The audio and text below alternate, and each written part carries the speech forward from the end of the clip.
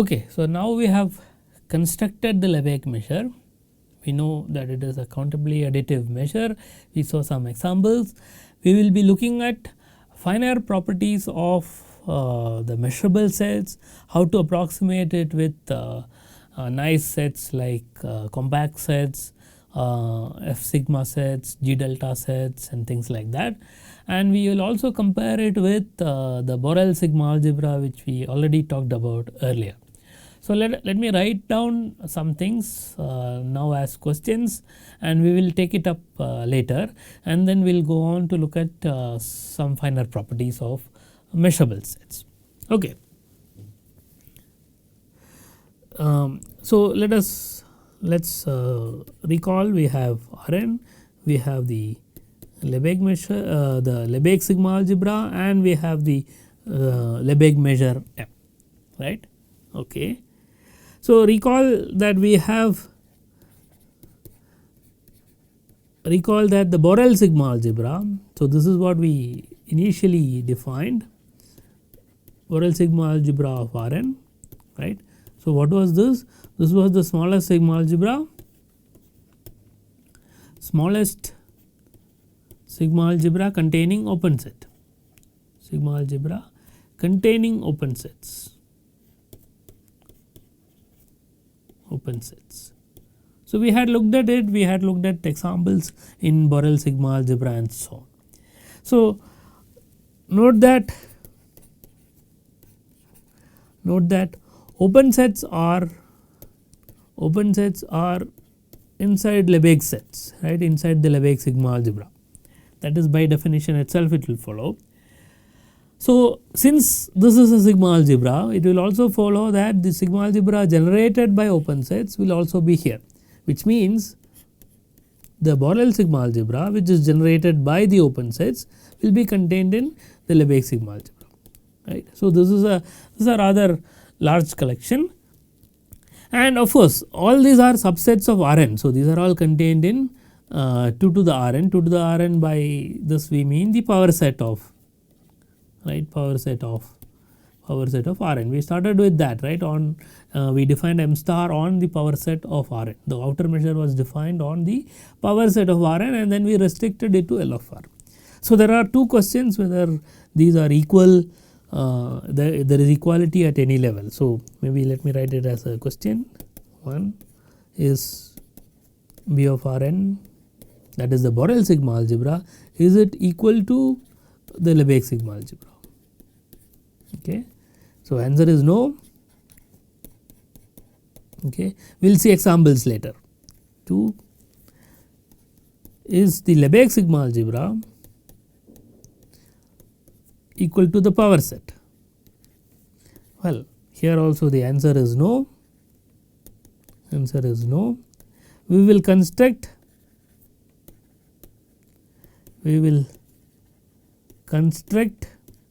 a non-measurable set, probably in the next few lectures we will do that, and of course these things will be taken up later. Okay. So, Lebesgue sigma algebra is something which is in between the Borel sigma algebra and the power set. Okay. So, B of Rn is actually strictly contained in the Lebesgue sigma algebra, strictly contained in the power set. But these two do not differ too much, the Borel sigma algebra and Lebesgue sigma algebra do not differ too much. We will see that the Lebesgue sigma algebra is actually, so we will in fact the Lebesgue sigma algebra is the completion of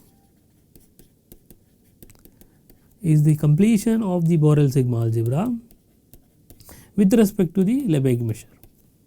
So, remember we define completion, this is simply by adding all the sets of measure 0, subsets of measure 0, right.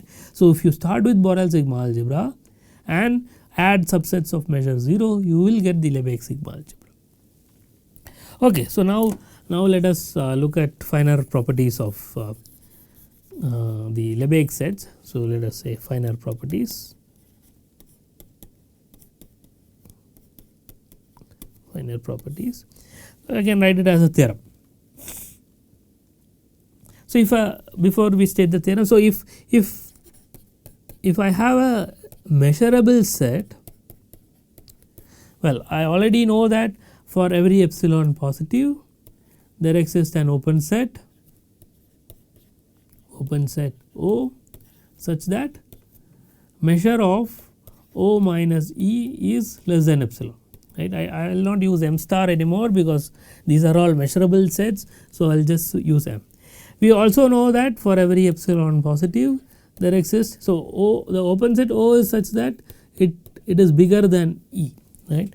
So, there exists a closed set now, this also we know, F such that measure of E minus F is less than epsilon, right, where F is a subset of E. So, you can approximate E from outside by open sets and from inside by closed sets. So, these are equivalent statements, we have seen that. So, I can choose any of them for measurability.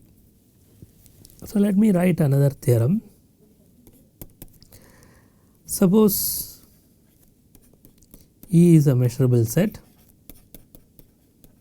and it has finite measure. Okay. Then for every epsilon positive there exists a compact set K contained in E such that measure of E minus the compact set is less than epsilon. Okay. So, that is a strengthening of whatever we have here, right. Whenever you have measurability, you have a closed set contained in E such that we have this inequality. Now, we are saying we have a compact set. What is the assumption? Assumption, remember, is a set which has finite measure. For example, if E is bounded, this is trivial, because if is so, this is trivial.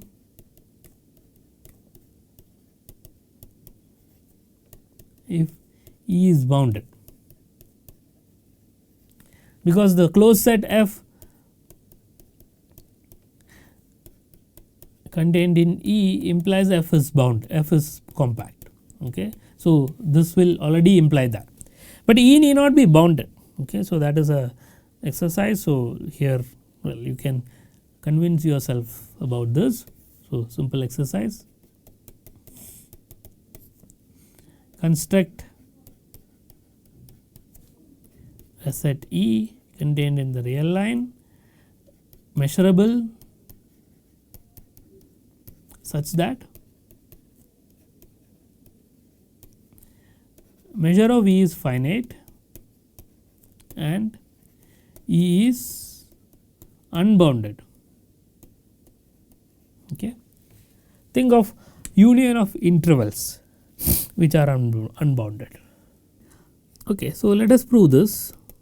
So, let us go back to the statement. If I have a set of finite measure, it can be approximated from inside by compact sets. That is the statement. Okay. So, because of measurability, okay, for epsilon positive we already have the closed set, right. So, there exists F which is contained in E, F closed such that the measure of E minus F is less than epsilon. So, that is simply the definition of measurability. So, what we do is we write F as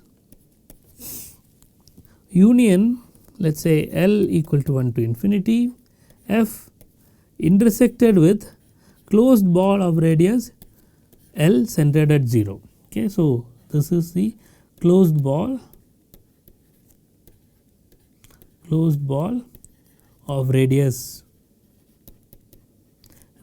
L centered at 0, centered at the origin, right. That is a compact set. So, F is closed, this is compact. So, when I intersect, this is going to be compact. Okay. So, let us call that KL. So, L equal to 1 to infinity, I will write it as KL, right. So, KL is this intersection, this is KL. Okay. So, I am writing F as a countable union of compact sets. Okay. Now, we want to approximate E from inside, right. So, you look at E minus KL. So, okay, so maybe one more, let me write this a bit more clearly. So, what is KL? KL is not the ball, it is F intersected with the ball. Okay. So, this is compact. Okay. Look at E minus KL. Okay. F, remember F was a closed set contained in E. I am looking at E minus KL.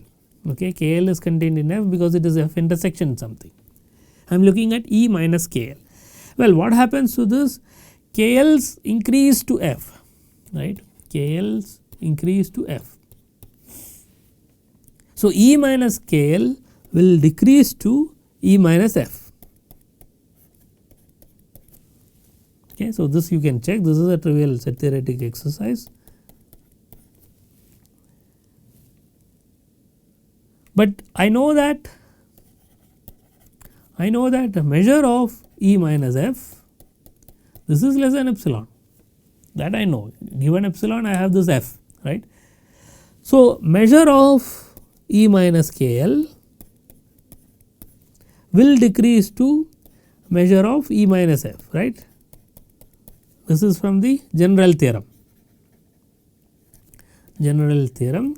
What is the general theorem? If I have a triple and if I know that A n decreases to A, then mu of A n decreases to mu of A, provided one of them has finite measure, right. Mu of A1 has finite measure.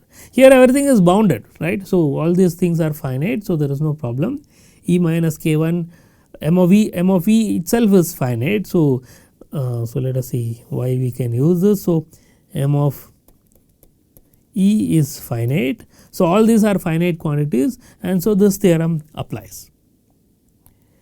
But M of E minus F is less than epsilon. Okay.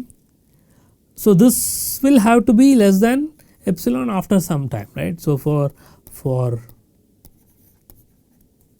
all large L, M of E minus KL is less than epsilon, right. That follows from the definition of the convergence. So, that is all we need. We need a compact set.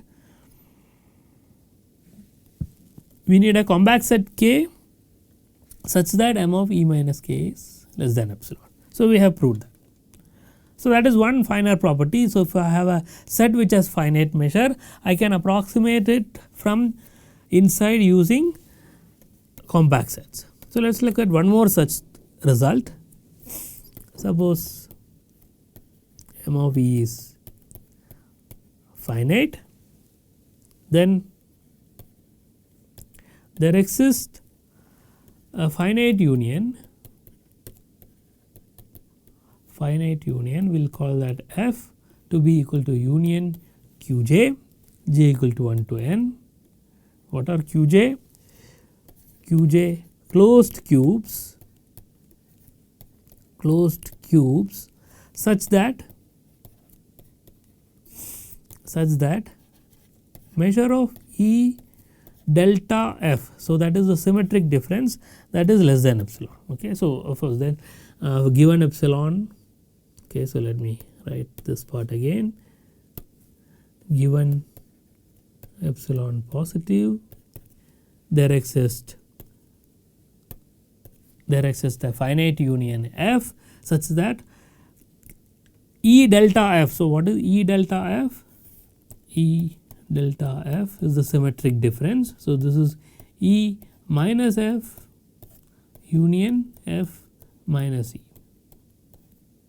Okay. So, the difference between E and F is very small. So, E is sort of approximated by a finite union of closed cubes. So, that is slightly slightly stronger than or finer than this property, because we have a here we have a arbitrary closed set. What we are here what we are essentially saying that the compact set can be a union of closed cubes. Okay. So, let us look at the proof. Proof follows from whatever we have just done. Well, no, not really. Okay. So let Qj be the collection of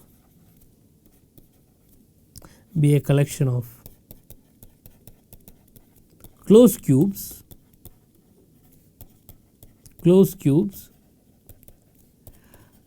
such that, so here in the statement you should realize that f is not contained in E. Okay. So we are not, unlike the earlier theorem does not say that f is contained in E. Okay. This need not be true. So f, because E may not have an interior at all. So f is contained in E is not true. Okay. Need not be true, does not say. Okay. So let Qj be the collection of closed cubes such that E is contained in union Qj, j equal to 1 to infinity. So this is one of the first arguments we had, right, using the property of the infimum. Summation j equal to 1 to infinity mod Qj is less than or equal to measure of E plus epsilon by 2. So given epsilon, given epsilon positive, let Qj be the collection of closed cubes such that this happens. This we know that exists, right. So that follows from the, so this is from the definition of outer measure, definition of M star. M star and M are same, right, for measurable sets. But M of E is finite, M of E is finite. So this quantity is finite. So this quantity also has to be finite. The infinite sum of mod Qj will have to be finite. Okay. So there exists some capital N large enough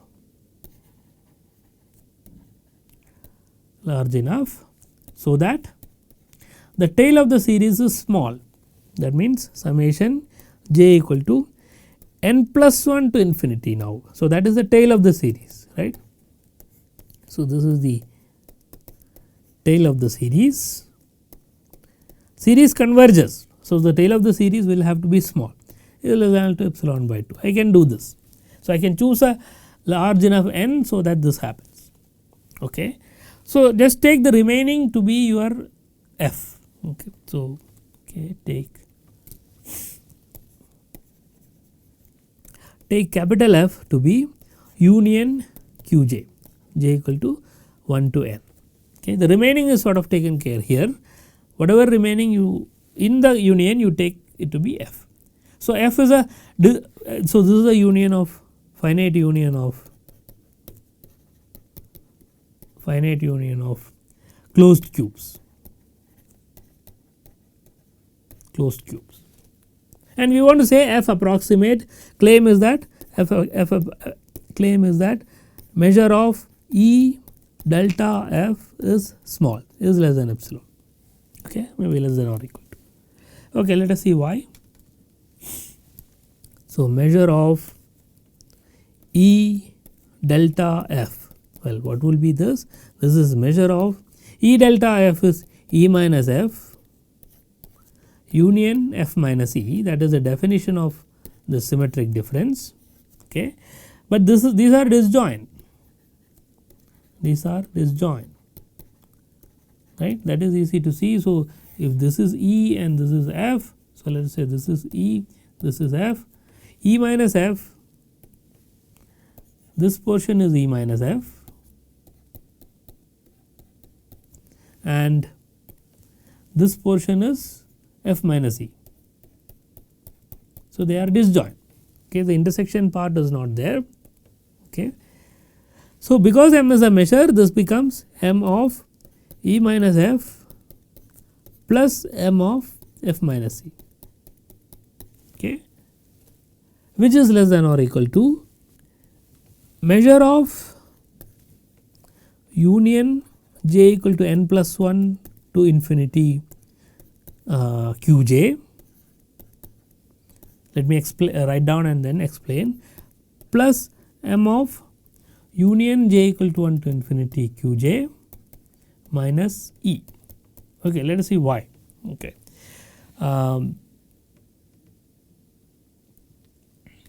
So I want to say that, so this is true because, well, so how does one prove this? This is true because E minus F is contained in union j equal to n plus 1 to infinity qj. Okay.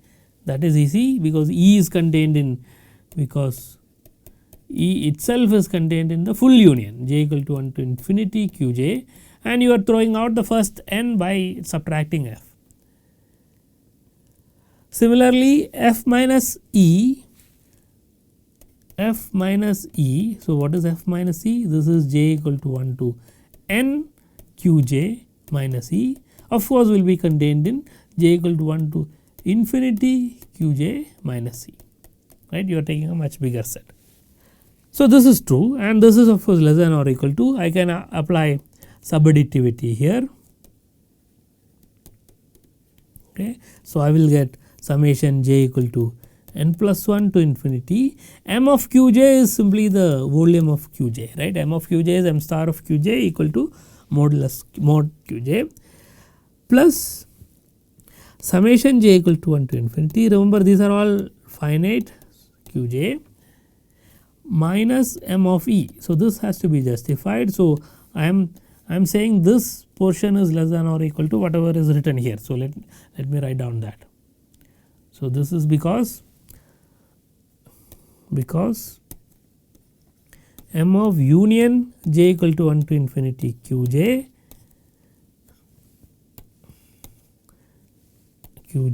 minus e is less than or equal to summation j equal to 1 to infinity mod qj minus m of e. Why is this true? Well, everywhere we have finite quantities. So, let us take two sets A and B. Okay. Let us say m of A, m of B are finite. Then if you look at m of A minus B,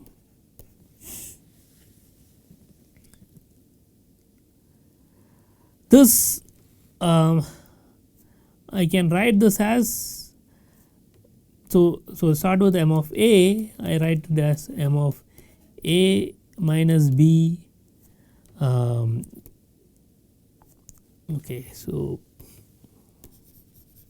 okay, easy things. So, A is contained in A minus B union B, and so m of A will be less than or equal to m of A minus B plus m of B.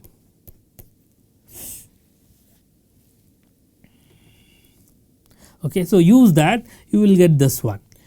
So now from here it follows that, so if I look at the LHS and the RHS, so remember this portion is less than or equal to epsilon by 2, and this is also less than or equal to epsilon by 2, because that is the way we have chosen qj's, right.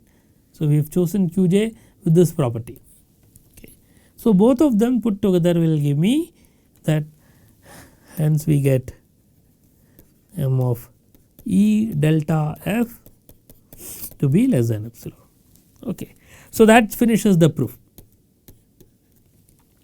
So, just to repeat, these two theorems are slightly finer properties of the measurable sets. Okay. So, here we have a compact set which is both for sets of finite measure.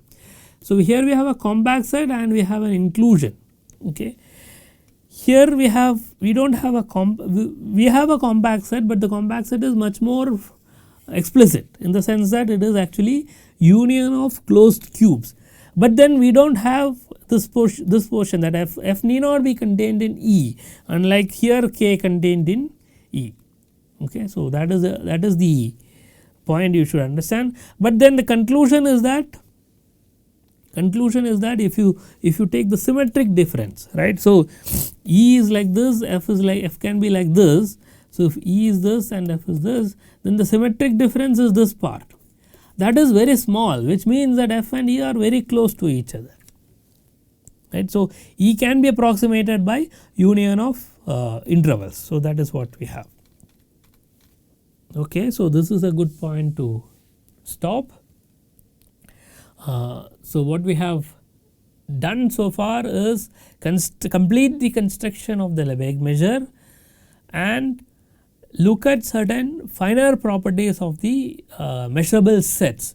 So, the measurable sets in Rn, Lebesgue measurable sets in Rn can be approximated from inside by compact sets if those sets are sets of finite measure, and if and also you can change the compact set by a union of closed cubes, finite union of closed cubes, and this would be very close to the original set, original Lebesgue measure set, provided the set has a finite measure. So, sets of finite measure can be approximated by sets, the kind of sets you want from what you see from topology and so on. So, we will go ahead with this in the next session as well and see that they do not differ too much from Borel sets. So, if you look at compact sets, they are Borel sets, they are closed sets, so they are Borel sets.